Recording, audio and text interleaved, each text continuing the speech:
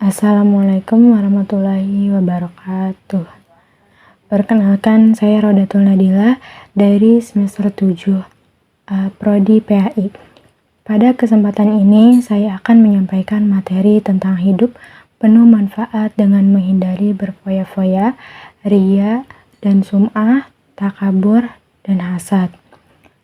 Video ini dibuat untuk memenuhi tugas mata kuliah, strategi, dan model pembelajaran. Semoga video ini dapat menambah pemahaman kita semua. Baik, kita langsung ke materinya saja ya. Yang pertama, ada menghindari sifat hidup berfoya-foya.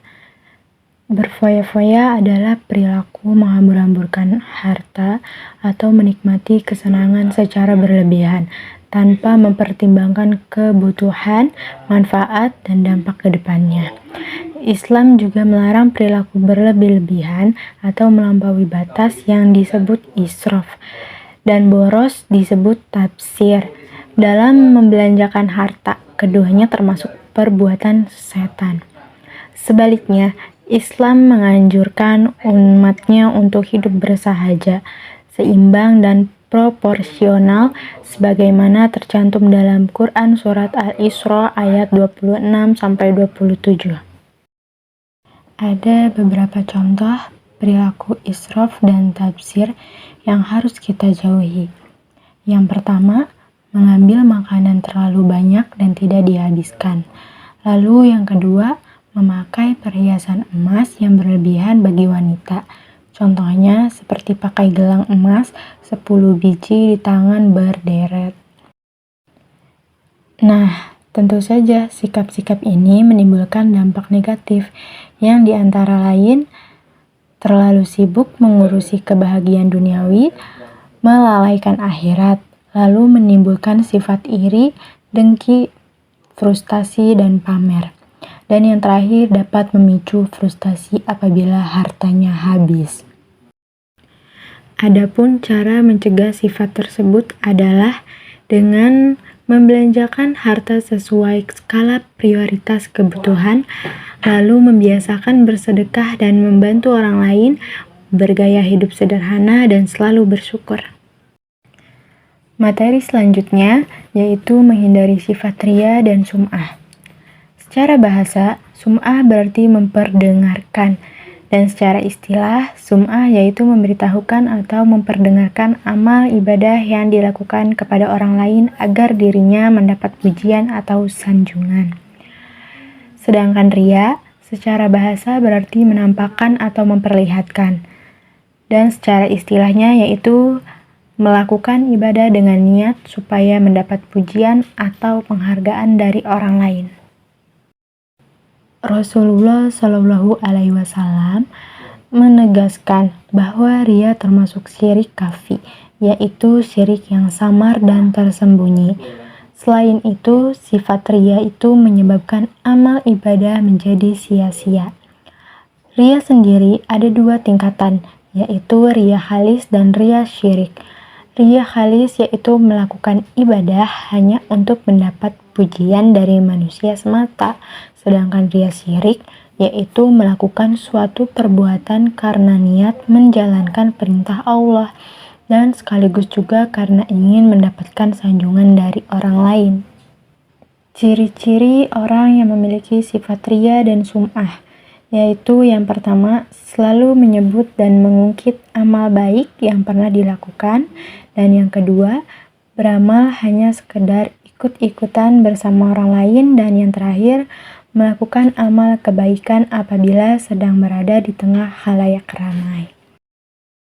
Lalu ada juga dampak negatif dari sifat riya dan sum'ah. Yang pertama, muncul rasa tidak puas atas amal yang telah dikerjakan.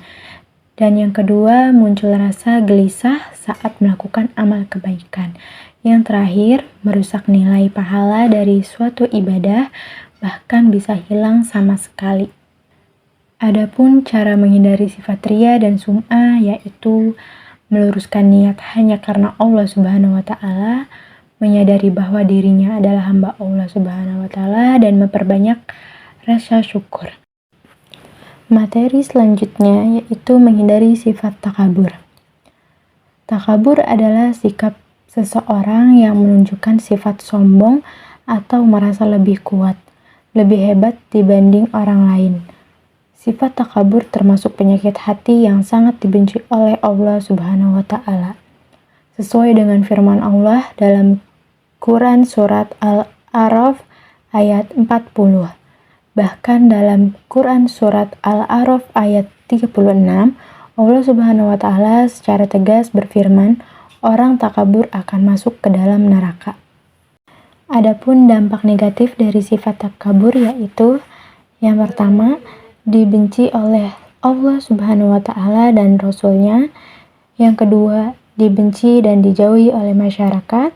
Yang ketiga, mata hatinya terkunci dari memperoleh hidayah kebenaran, dan yang terakhir, mendapatkan siksa dan kehinaan di akhirat.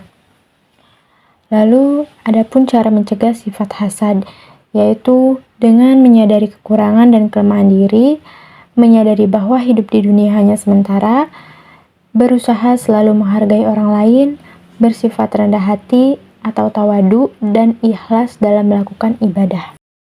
Dan materi yang terakhir, yaitu menghindari sifat hasad. Hasad adalah sifat seseorang yang merasa tidak senang terhadap kebahagiaan orang lain karena memperoleh suatu nikmat dan berusaha menghilangkan nikmat tersebut.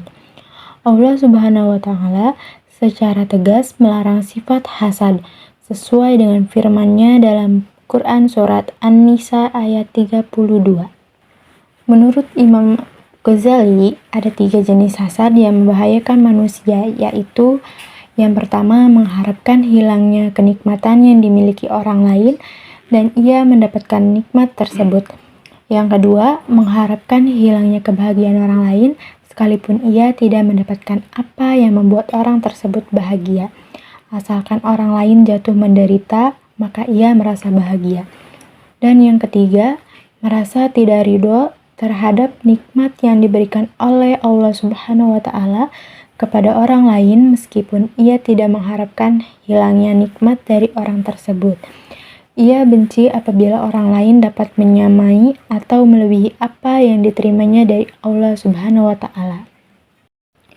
Adapun beberapa dampak negatif lain dari hasad yaitu menentang takdir Allah Subhanahu wa Ta'ala, hati menjadi susah, menghalangi keinginan berdoa kepada Allah Subhanahu wa Ta'ala, dan merendahkan martabat orang lain.